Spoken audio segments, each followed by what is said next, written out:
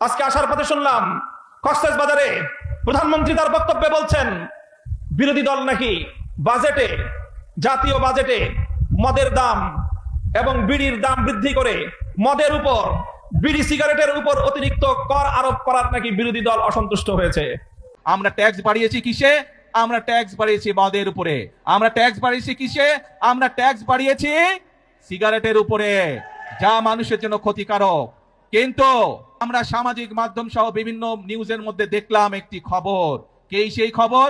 বিরোধী দল দেখলাম বলছে যে এই বাজেট তারা মানে না, গণবিরোধী বাজেট মানে না। প্রিয় ভাই বোনেরা, আপনাদের কাছে আমার প্রশ্ন, প্রিয় ভাই বোনেরা, আপনাদের কাছে আমি প্রশ্ন রেখে যেতে চাই। যেই বাজেটে ট্যাক্স কমানো হয় সেই বাজেটও বিরোধী দল মানে না।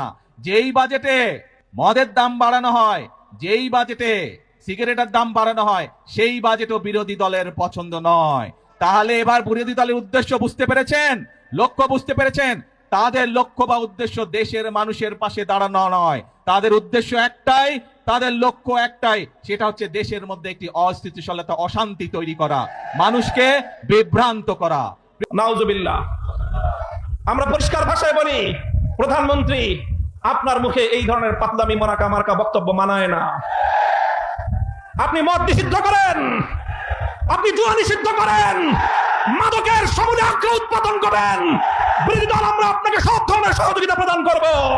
বিভ্রান্তি সৃষ্টি করবার চেষ্টা করবেন, রাজপথে আমরা মোকাবেলা করব। আপনি এভাবে একের পর এক বিভ্রান্তি তৈরি করছেন। আপনি বলছেন জুলাই সনদ অক্ষরে অক্ষরে বাস্তবায়ন করবেন। আপনি জুলাই সনদকে বাস্তবায়ন করবেন না। আপনারা আপনাদের নোট অফ ডিসেন্ট বাস্তবায়নের মাধ্যমে একদলীয় বাকশালী শাসন কায়েম করবার চেষ্টা করেন। আমাদের পরিষ্কার বক্তব্য, গণভোটের মাধ্যমে বাংলাদেশের 70% মানুষ যে ম্যান্ডেট প্রদান করেছে, সংবিধান সংস্কারের মাধ্যমে সংবিধান সংস্কার পরিষদ গঠন করে সেটাই বাস্তবায়ন করার জন্য যা করতে হয় বিরোধী দল আন্দোলনের মাধ্যমে আদায় করে ছাড়বে ইনশাআল্লাহ। সংগ্রামী সাথী ও বন্ধুগণ, আমার সর্বশেষ বক্তব্যের পয়েন্ট হলো, যে আধিপত্যবাদের বিরুদ্ধে, যে দিল্লির দাসত্ব এবং গোলামীর শৃঙ্খলকে ভেঙে 2024 সালের জুলাই যোদ্ধারা বাংলার মাটিতে নতুন স্বাধীনতার সূর্য ছিনিয়ে এনেছে, আজ বাংলাদেশের দুর্বল পররাষ্ট্রনীতির কারণে আবার সেই স্বাধীনতার সূর্য বাংলার আকাশ থেকে অস্তমিত যাওয়ার উপক্রম হয়েছে। সীমান্ত বন্ধ হচ্ছে, আর আমাদের শিলংয়ের মন্ত্রী সাহেব, তিনি শিলংয়ে আমাদের সীমান্তে হত্যাকাণ্ডকে ঘুরিয়ে পেঁচিয়ে বৈধতা দেওয়ার অপচেষ্টা চালাচ্ছেন। তিনি বলছেন যে অবৈধভাবে সীমান্ত পাড়ি দেওয়ার সময় হত্যা করলে সেটা নাকি সীমান্ত হত্যা নয়। আমরা জনাব সালাউদ্দিন সাহেব স্বরাষ্ট্রমন্ত্রীর বক্তব্যকে ঘৃণাভরে প্রত্যাখ্যান করি। আমরা আমাদের সীমান্তে নিরাপত্তা প্রতিষ্ঠা দেখতে চাই। বিজেপি বাহিনীকে বলবো, বাংলার মানুষ তোমাদের সাথে আছে, বীর বিক্রমে আমার বাংলার প্রতি ইঞ্চি মাটির স্বাধীনতাকে তোমরা রক্ষা করবে।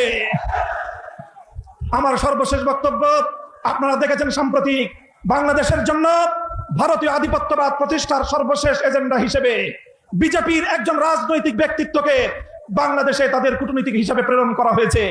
তিনি বাংলাদেশে এসে 140 কোটি আর বাংলাদেশের 20 কোটি মিলিয়ে 160 কোটির এক আকাশ আর এক বাতাসের গান গেয়েছেন। গল্প মনে পড়ে যায়, ছোটকালে আমরা পড়েছিলাম, কুকুর এসে, শ্রীগাল এসে মোরগের সাথে বন্ধুত্ব পাতাতে চায়। বলে শ্রীগাল মোরগকে বলে, এসো আমরা দুইজন উজু করে নামাজ পড়ি।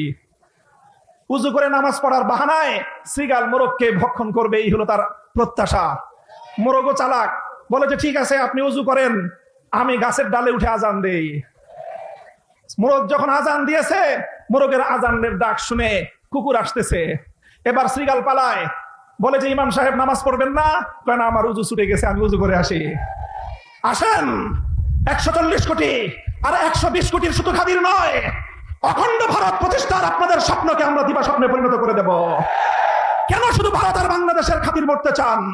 আমরা বলতে চাই, সেই মুসলিম শাসন আমলের আফগানিস্তান থেকে শুরু করে পাকিস্তান সহ, কাশ্মীর সহ, স্বাধীন বাংলাদেশ সহ গোটা উপমহাদেশ জুড়ে যদি আমাদের বাংলাদেশের স্বাধীনতার উপর হস্তক্ষেপ করতে চান, যদি মুসলমানদের স্বার্থকে যদি আপনারা গিলে খাওয়ার চেষ্টা করেন, গোটা উপমহাদেশ জুড়ে মুসলিম জাগরণ হবে, ভারত ভেঙে খান খান হয়ে যাবে। ইনশাআল্লাহ বাংলাদেশের স্বাধীনতা অক্ষুণ্ণ থাকবে। বাংলাদেশের স্বাধীনতার উপর যদি, সার্বভৌমত্বের উপর যদি কোনো আঘাত আসতে চায়, সে হাত আমরা ভেঙ্গে গুড়িয়ে দেবো ইনশাআল্লাহ। বাংলাদেশের স্বাধীনতার অতন্দ্র প্রহরী হিসেবে দেশের স্বাধীনতা রক্ষা করার জন্য এবং 24 জুলাই বিপ্লবের ভিত্তিতে 47, 71, 24 চেতনার ভিত্তিতে আগামীর বাংলাদেশ গড়বার চলমান সংগ্রাম ইনশাআল্লাহ গন্তব্যে পৌঁছা পর্যন্ত রাজপথে থেকে আন্দোলন করতে প্রস্তুত থাকবেন তো? নাসরুম মিনাল্লাহি ওয়া ফাতহুন করিব। আসসালামু আলাইকুম ওয়া রাহমাতুল্লাহ।